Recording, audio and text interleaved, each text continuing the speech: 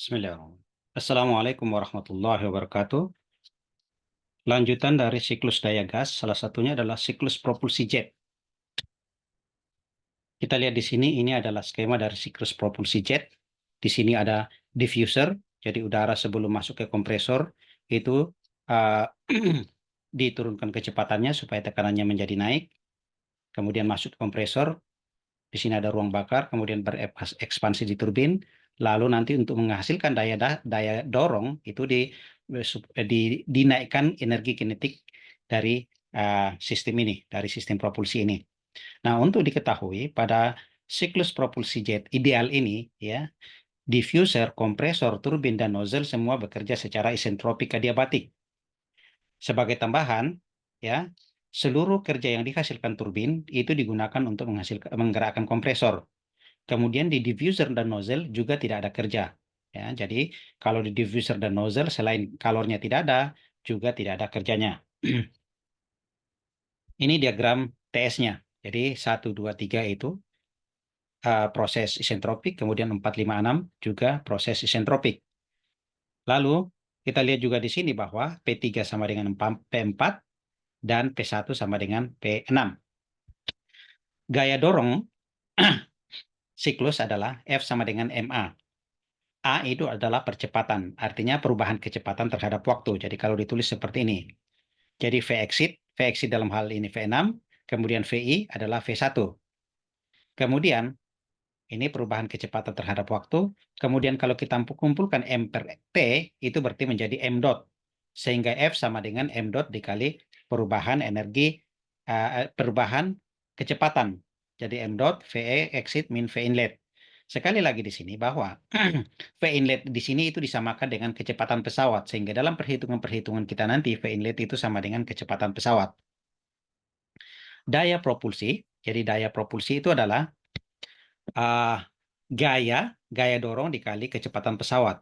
Kemudian kita gantikan gaya dorongnya dengan ini, M dot, V exit min V inlet kali V pesawat. Sekali lagi V inlet di sini sama dengan V pesawat. Ini dibagi 1000 karena akan konversi dari satuan joule per detik atau watt ke menjadi kilowatt. Di dalam perhitungan nanti ya, W dot daya propulsi ini uh, bisa juga nanti misalnya persatuan massa. Jadi nanti M dotnya dihilangkan. Laju suplai energi, ini kita lihat di sini. Pemasukan energinya adalah H4-H3 dikali M dot. Kemudian, karena di dalam turbin ini, ya, dalam sistem kita ini, besarnya kerja yang dihasilkan turbin itu digunakan 100% oleh kompresor, sehingga W net-nya sama dengan 0. Karena itu sistem efisiensi di sini kita tidak bisa menggunakan efisiensi termal seperti biasa, tetapi kita menggunakan efisiensi propulsif. Efisiensi propulsif itu didefinisikan sebagai daya propulsi yang ini dibagi dengan laju suplai energi. Berarti W dot pro dibagi Q dot in. Tapi bisa juga kita menghilangkan M dotnya karena kalau kita masukkan persamaan-persamaan ini ke sini, M dotnya bisa saling meniadakan. Sehingga nanti tinggal V ini, V exit, V pesawat dikali V pesawat per 1000 dibagi dengan H4-H3. Nah, sekarang kita lihat contoh soal siklus propulsi jet. Ini sebuah pesawat turbojet terbang dengan kecepatan 250 per detik pada ketinggian di mana pada saat itu ya udara masuk ke dalam kompresor pada tekanan 35 kilopascal dan suhu minus 43 derajat Celcius. Rasio tekanan kompresor 10, kemudian temperatur gas yang masuk ke turbin 1087 derajat Celcius. Laju aliran massa fluida kerja di dalam sistem ya itu 45 kg per detik. Hitung tekanan dan temperatur gas pada bagian exit turbin, kemudian kecepatan gas pada keluar nozzle, lalu efisiensi propulsif. Kalau kita lihat diagram TS-nya ini, maka 250 meter per detik itu sama dengan V1 atau V pesawat. Kemudian ini adalah P1, ini adalah T1, kemudian ini adalah T4, nah ini, kemudian ini adalah M dot-nya. Yang dimaksud tekanan dan temperatur gas pada bagian exit turbin tentu saja di sini, ya di L5. Jadi, oke, kita lihat. Jadi data yang diketahui tadi sudah seperti dijelaskan. Cuman di sini temperatur itu harus ditampilkan dalam derajat Kelvin. Kenapa Kelvin? Karena tabel udara sebagai gas ideal itu data intinya adalah temperatur yang satuannya dalam Kelvin.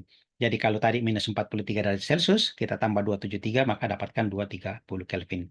Demikian pula pada T4 yang tadi 1087 Celcius, kita tambah 273 menjadi 1360 Kelvin. Ini dia yang lainnya. Nah, P3 per P2, rasio tekanan kompresor jadi P3 per P2 10. Ini P1, P6 itu sama, 35 km. Dan M dotnya 45 kg per detik. V pesawat sama dengan V1-nya, 250 meter per detik. Kita lihat titik 1. Nah, pada titik 1, berdasarkan T1 230 Kelvin dari tabel udara sebagai gas ideal, kita bisa dapatkan nilai entalpinya atau H1-nya 230,02 dan nilai PR-nya 0,5477. Perhatikan di sini kenapa kita pakai entalpi? Sebab ini adalah sistem terbuka ya. Jadi kalau kita lihat skema sistemnya tadi itu adalah sistem terbuka sehingga persamaan energinya itu adalah pakai Q min W sama dengan delta H tambah delta energi kinetik tambah delta energi potensial ya. Makanya kita pakai H.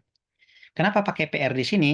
Karena proses 1 2 3 yang proses isentropik ini atau 456 yang proses isentropik tadi itu ada data tekanan yang diketahui. Makanya pakai PR.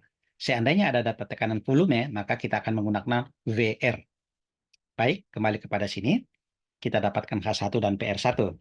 Kemudian pada titik 2, ya, kita lihat proses 1-2. Proses 1-2 ini pada diffuser tadi. Q12 min W12 sama dengan H2 min H1.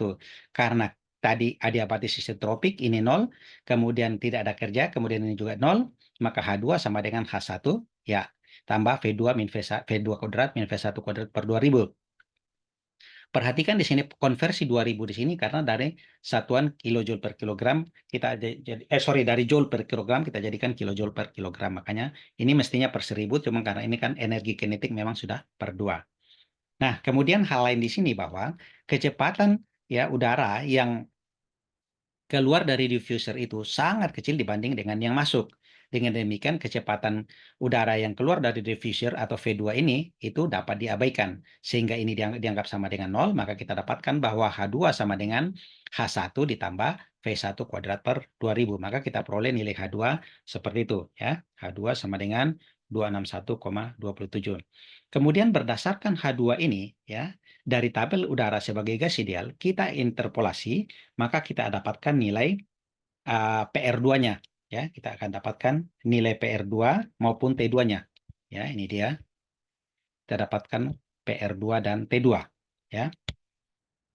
Kemudian nilai P2 ini kita bisa dapatkan dari persamaan ya, proses 1-2 yang isentropik menggunakan ini aturan P2. Ini harusnya P1, maaf ya. Ini harusnya P2 per P1 sama dengan PR2 per PR1. Dengan demikian P2 sama dengan P1 kali PR2 per PR1. PR2 ada, PR1 tadi ada, P1-nya juga tadi ada. Sehingga kita dapatkan nilai P2 seperti yang ada di sini. Kemudian pada titik 3, ya, pada titik 3 proses 23 diketahui, ya. Kemudian tadi P3 per P2 juga diketahui. Sehingga untuk mendapatkan P3 sama dengan P2 dikali P3 per P2. P3 per P2 tadi itu sama dengan 10. Ya, ini tadi P3 per P2 sama dengan 10. Jadi saya ulangi, untuk dapatkan P3 di sini langsung 10 kali P2. P2-nya sudah ada. Sementara untuk dapatkan PR3, kan bisa berlaku PR3 per PR2 sama dengan P3 per P2. Sehingga itu nilainya 10, sehingga PR3 sama dengan PR2 dikali 10. Dengan demikian nanti kita akan dapatkan bahwa P3-nya itu sama dengan 10 kali ini, dan PR3-nya itu 10 kali ini. Kita dapatkan seperti ini. Ya. Ini PR3-nya ini 10 kalinya, kemudian P3-nya adalah ini 10 kalinya. Ya.